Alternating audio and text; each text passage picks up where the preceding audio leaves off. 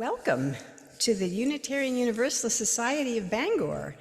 Hoping the weather has broke so that we're all going to be a lot cooler and more comfortable this week.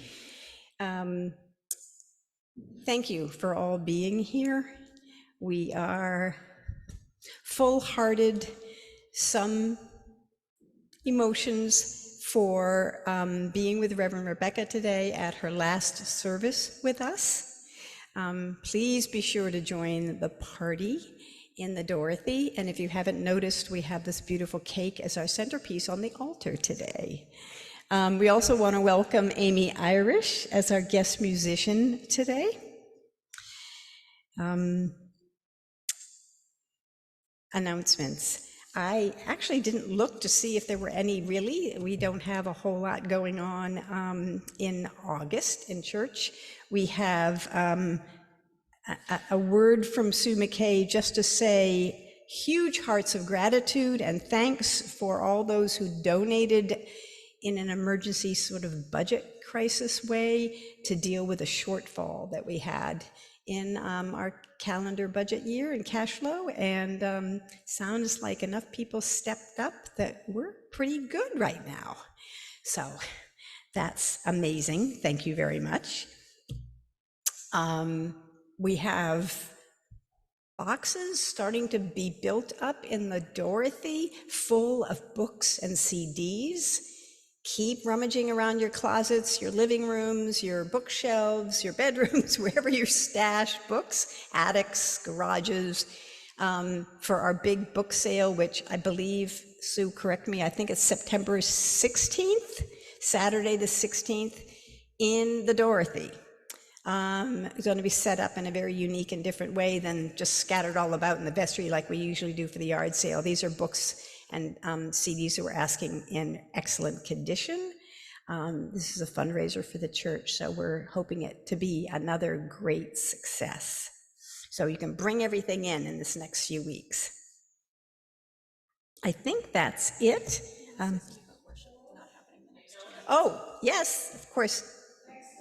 Yes, yeah. So this is the last Sunday in July, the first 2 Sundays of August, the 6th and the 13th. Worship team is taking a holiday. We deserve a break, so there will be no church. So don't come, don't knock on the door, anything. We've canceled Spirit of Drumming Circle, that'll be later on. Any other activities that usually go on Sunday will not be happening here after church. So please enjoy a free Sunday, or if you so miss getting a little spiritual input, you can go to our website and see some of the archived sermons and services there. Right. Have I missed anything? Are we good? All right. I'm turning it over to Reverend Rebecca. Oh, we'll have Amy give us an introit.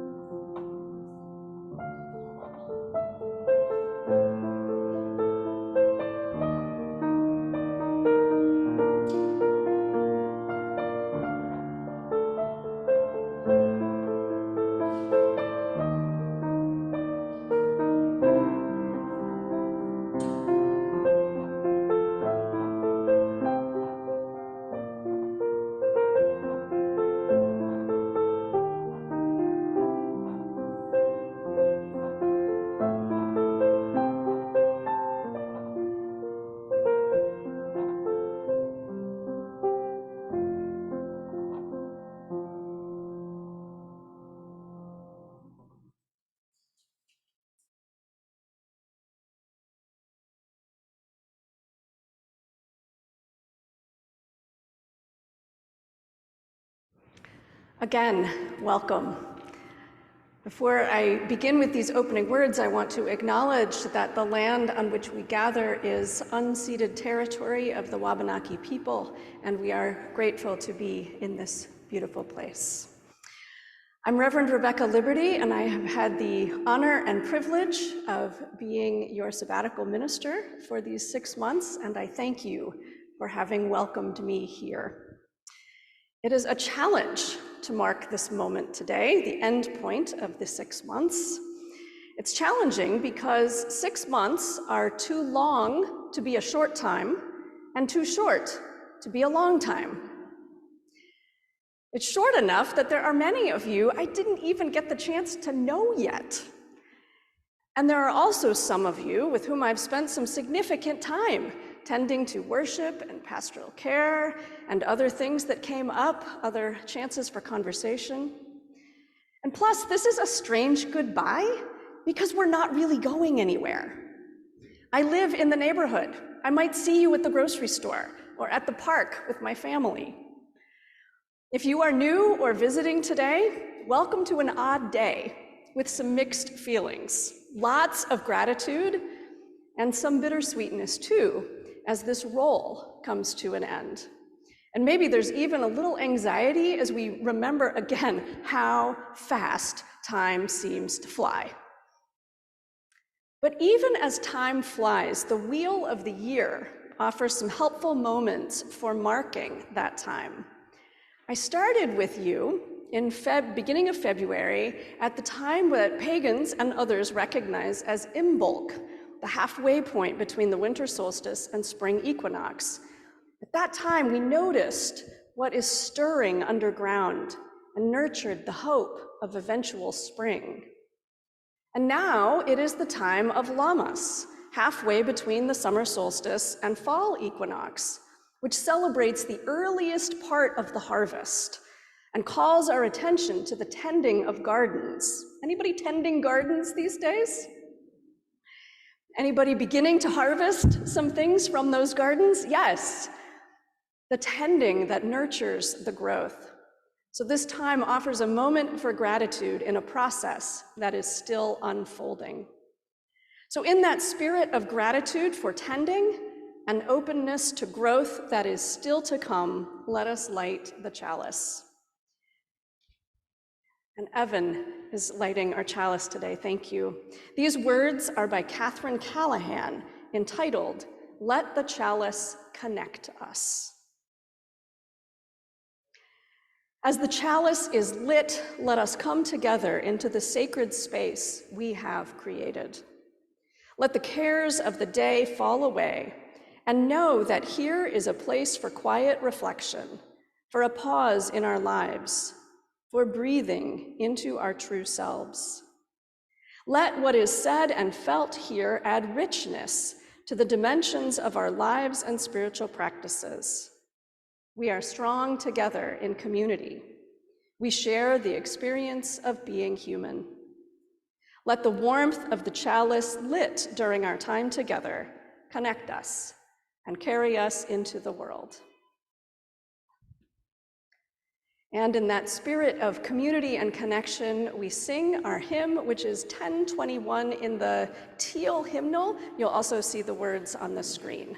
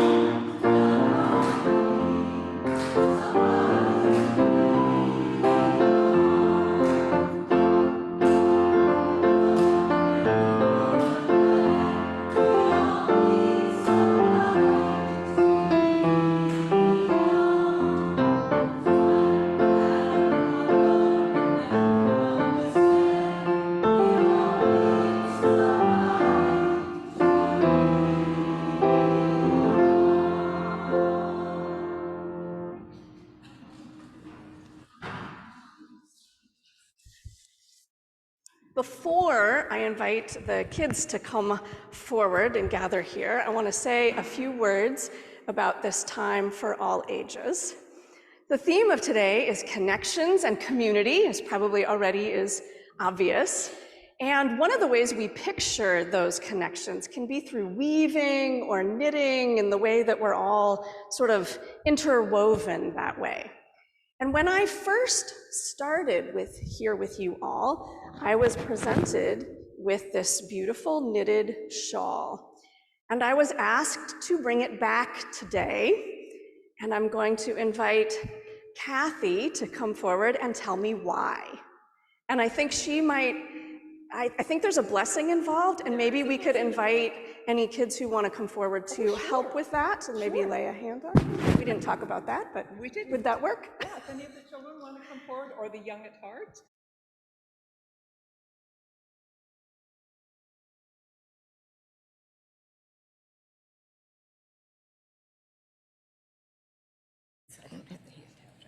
Yeah, oops, sorry. Shall I put this on? Well, because it's actually a little cooler today, I will say yes. If it was 90 degrees and 100% humidity, I would have said no. So as many of you know, kids, if you want to come up and just hold on to a bit of the shawl as we bless it, you are welcome to do that. So when we present shawls, we always bless them, and we try very hard to present shawls in person, to wrap that individual in the loving arms of this community. And we do have occasion to re-bless shawls when something else happens in that person's life. We have a little card that we send that says, "We're blessing your shawl again." And we are fortunate today that we can do this one in person. So this is the same blessing that we used to re-bless Drew's shawl as he went off on sabbatical. And it goes like this: a blessing for your journey. As you undertake this next phase of your journey, may you be blessed through the wearing of your shawl and deeply blessed by your God who loves you so. May you be blessed with tender savoring for the friends and loved ones you leave behind, but not too far behind, for the memories that bring a smile, for the stories that bring tears, for all that has been woven into the fabric of your life here. May you be blessed with steadfast courage for the travel you are about to undertake, for the adventures that lie ahead, for the hardships that are part of every journey, and the unexpected twists and turns that are the spine of life. May you be blessed with all good things, with new friends along the way, with safe passage from here to there and back to see us again, with unexpected smiles from strangers and with offers for help when you need it most. May you be blessed by Sophia wisdom to see God's face in an unfamiliar one, to hear God's voice in birdsong and wind, to recognize God's love in struggle and travail, to embrace God's presence in all that awaits you. Blessed be. Thank you. Yeah. This.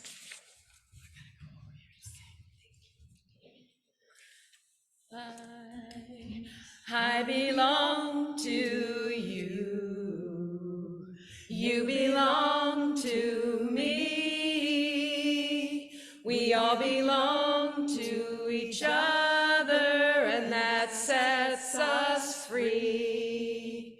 We belong to the earth and to the shining sun.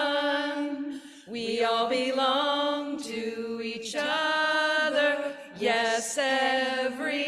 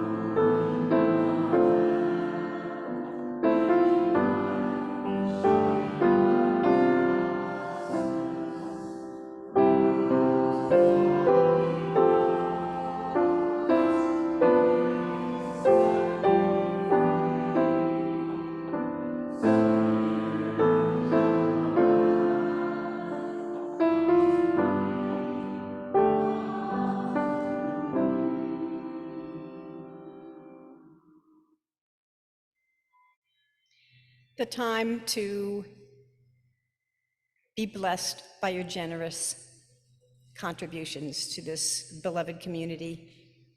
This month it ends the collection for HEAL, the Health Equity Alliance group.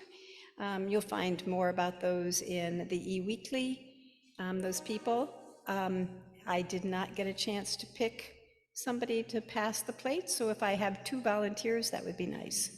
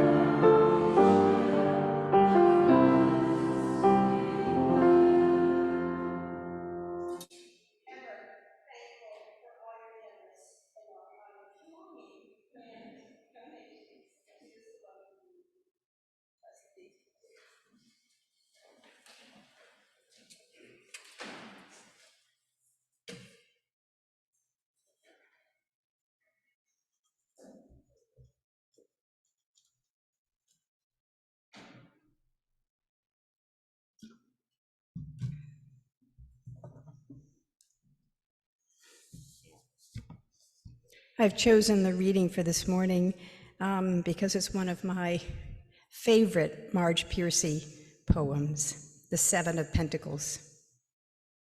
Under a sky the color of pea soup, she's looking at her work growing away there, actively thickly like grapevines or on pole beans, as things grow in the real world, slowly enough. If you tend them properly, if you mulch, if you water, if you provide birds that eat insects a home and winter food, if the sun shines and you pick off caterpillars, if the praying mantis comes and the ladybugs and the bees, then the plants flourish, but at their own internal clock. Connections are made slowly. Sometimes they grow underground. You cannot tell always by looking what is happening. More than half the tree is spread out in the soil under your feet. Penetrate quietly as the earthworm that blows no trumpet. Fight persistently as the creeper that brings down the tree. Spread like the squash plant that overruns the garden. Gnaw in the dark and use the sun to make sugar. Weave real connections, create real nodes, build real houses. Live a life you can endure. Make love that is loving. Keep tangling and interweaving and taking more in, a thicket and bramble wilderness to the outside, but to us interconnected with rabbit runs and burrows and lairs. Live as if you liked yourself, and it may happen. Reach out, keep reaching out, keep bringing in. This is how we are going to live for a long time. Not always, for every gardener knows that after the digging, after the planting, after the long season of tending and growth, the harvest comes. Blessed be.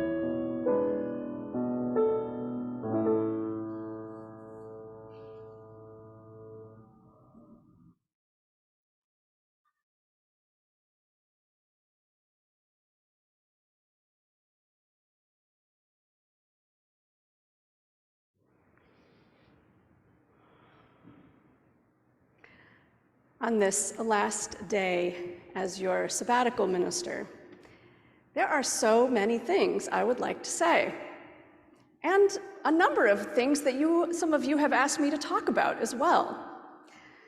Our connection has not been long, but it has been deep.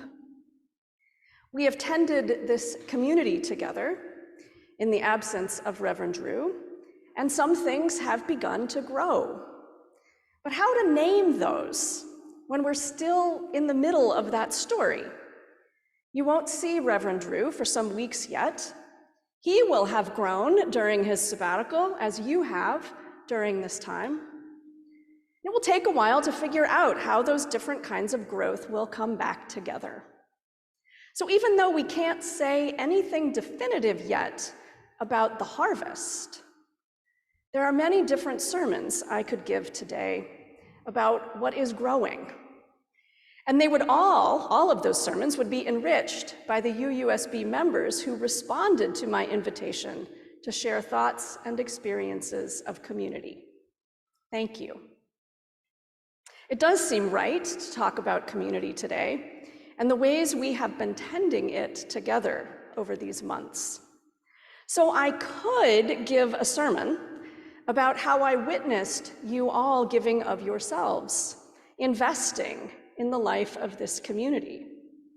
Over these months, you received pledges for the coming year, for example, sold tickets for the auction, great examples of investing in community. But also, you offered spiritual exploration experiences for kids and youth up until the start of summer. People shared their gifts in worship and music, hospitality, and fellowship. You took care of each other in times of grief and illness and other challenges led by your pastoral care team. Your counsel and your remarkable staff were always working hard, often behind the scenes. I could give a whole sermon about the privilege of witnessing all this tending and getting to know many of these wonderful individuals. And even in a whole sermon, I would still probably leave someone out by accident. But I thank you all. It is one of the myths of community that it's primarily about what you get out of it, when really it's the opposite. The best way to feel like you belong is to give to it, whether it's helping with coffee hour or leading a committee.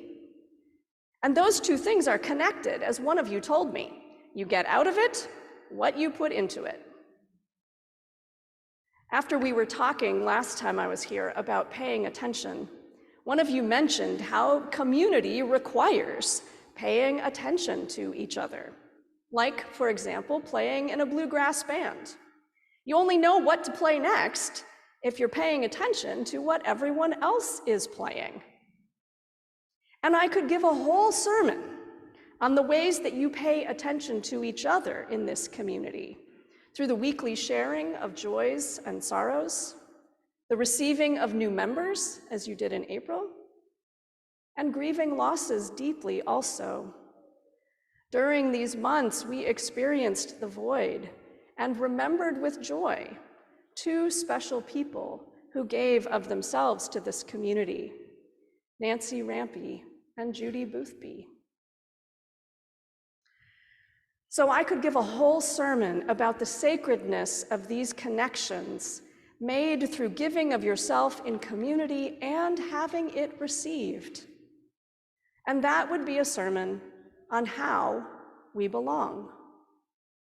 But then I would also want to give a different sermon on how our contributions aren't just time, money, and talents. Community also means sharing what matters most to us, sharing our stories, our experiences, our vulnerabilities, as different as ours might seem from others. I really appreciated how you did this kind of sharing early in our time together, when you shared your experiences of prayer, and whether you did or did not use that word. As one of you told me more recently, community adds richness and joy to your life. And your responses about prayer really enriched that reflection, as it was clear how much diversity there is in your backgrounds and approaches to the topic, and yet you all belong here. This is another myth of community I've found, that it's about working to fit in, making yourself fit a particular mold or ideal. When really, belonging is not about fitting in at all. It's much more about making connections and nurturing them. We belong to each other as a fact, not an effort. We are all human together in this place and time. The effort part of it is to remember that and to keep discovering those connections and widening the circle. I remember on my first Sunday here, wondering aloud whether I really fit here, but suspecting that I might be surprised by the connections we would discover. We have discovered a few, and how delightful that has been. So I could give a sermon about discovering the ways we are connected, and that would be a sermon on how we belong. But then that would lead to talking about how belonging is not just a discovery, it is also a choice. We can belong to something in different ways, as one of you reminded me. In fact, we often belong in different ways, even to the same place throughout our life cycle. It's not just that you're in or you're out. You get to choose where your time and energy go. A few years ago, I encountered an interesting contrast in two ways to think about community. It's an insight from sociology. It was applied to Christian churches, but I think it applies here at UUSB also. Here are the two models. The speaker first spoke about a bounded set. That's the inner-out model of community, the members and non-members model. Picture individuals as kind of dots around a center with a line encircling some of those dots. If you're in the circle, you belong. If you're out, you don't. It's called a bounded set because there's this defining boundary. But then in contrast, there's this thing called a centered set, which is much more fluid. There's still dots kind of around a center, and let's say the center represents, a set of principles, like UU principles, for instance.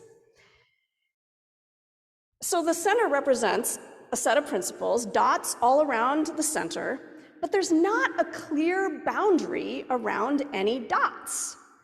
Instead, you look at how those dots, the individuals, are oriented, which direction they're pointing, where their time and energy is going. Those pointed toward the same center belong to each other, a centered set. So belonging is not about drawing a boundary. It's about choosing to orient oneself to the same principles, values, or goals. I came to you all with the question of how community is possible amid a diversity of beliefs and worldviews. I think there's something about being a centered set, oriented toward the same principles in a whole rich diversity of ways. I think that has something to do with this. But as so often happens, I am leaving not with a clear answer, but with a new question. What kind of tending helps beloved community thrive? I don't have an answer to this one either. But my observation has been that it has a lot to do with process. It is not always easy to live together, even with principles in common. But you all, you know something about process, about working things out. You all did some hard work on principles during these months. with some difficult and not always completely satisfying conversation on a new 8th principle. It's important to acknowledge that community can be painful and conflicted at times too, and that is sometimes the origin of new or deeper growth. But that would be a whole other sermon about process as a way of tending community. And that too would be a sermon on how we belong. So then choice might lead me to talk about how we choose to belong to a religious tradition or not. It can be empowering to know that we are free to take what is helpful to us and leave the rest, as one of you reminded me. As a Christian minister, I've reflected a lot over these months on how I choose to belong to that tradition. I know that people here have had a whole range of experiences with Christianity. For those of you whose experiences have been negative or even traumatic, I have been humbled by your openness to me as your minister in this time. I could talk about the joy of experiencing UU traditions for the first time, like maple syrup communion and flower communion. How much fun and meaningful were those to share with you? And sharing Easter with you was also a joy. After many decades of celebrating Easter in Christian communities, here I heard some new things in the old story, things about power and resistance, for example. And what a joy to be in a community with you, where religious education is geared toward equipping children and people of all ages to make their own choices as they grow. Some of you have noted that I am perhaps more UU than I knew, which I take as a high compliment and is probably true, because I am oriented toward the same principles in the centered set that I was just describing. At the same time, I have found in this experience that I may also be more Christian than I knew. I find myself even more committed to living an open Christianity in the midst of so many other ways of being Christian, ways that, well, let's just say they don't hold the same UU principles. So I could talk about the different way that I hold my own religious tradition after this experience, but it would just end up being another sermon on how we belong. Even as it is appropriate for our relationship to change moving forward, we will always belong to each other in a special way after having shared this time. And we still belong to the same neighborhood in a spiritual sense, as well as a geographical one. I feel like there's another sermon possible here, and this is finally the last one. A sermon about the ways that individual faith communities tend the wider community shared by all. Beyond differences in denominations or theology or even politics, there is something in common that I don't know how to describe exactly, but maybe we could call it the tending of spiritual and communal life. It's something really important that communities like UUSB do. It's not specific to denomination or creed or the language that you use for it.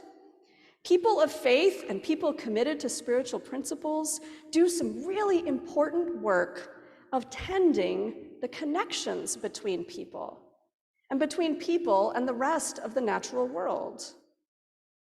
My time with you has helped me see more clearly how you and I belong to this larger work, this tending of the world around us.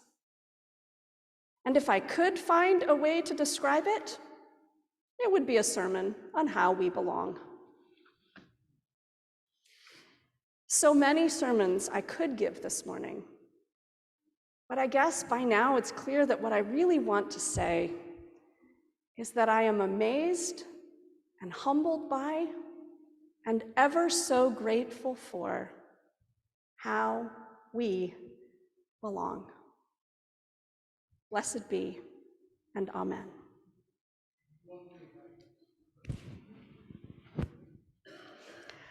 Let us sing.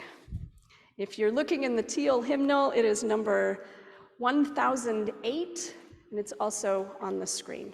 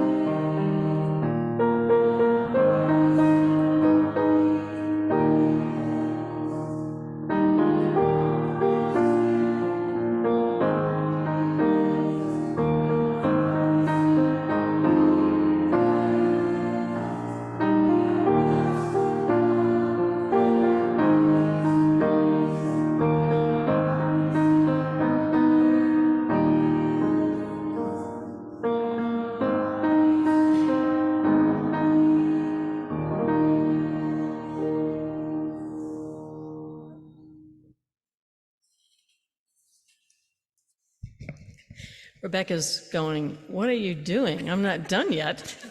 No, you're not done yet, Rebecca. Come right up here and share this little thing. All short people need this little thing. On behalf of the Council of UUSB and our communion and our congregation here in the sanctuary, on Zoom, and those who couldn't make it today, we have grown because of you. Thank you very much. Now you can continue with the service.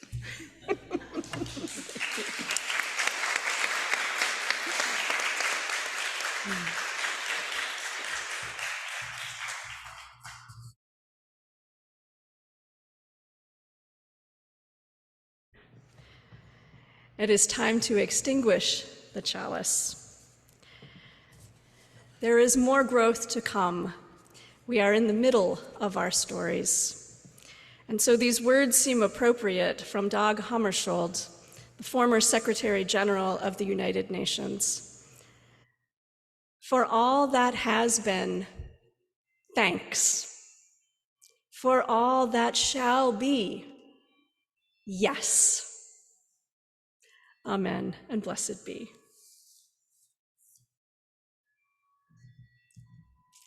And we join together in our benediction.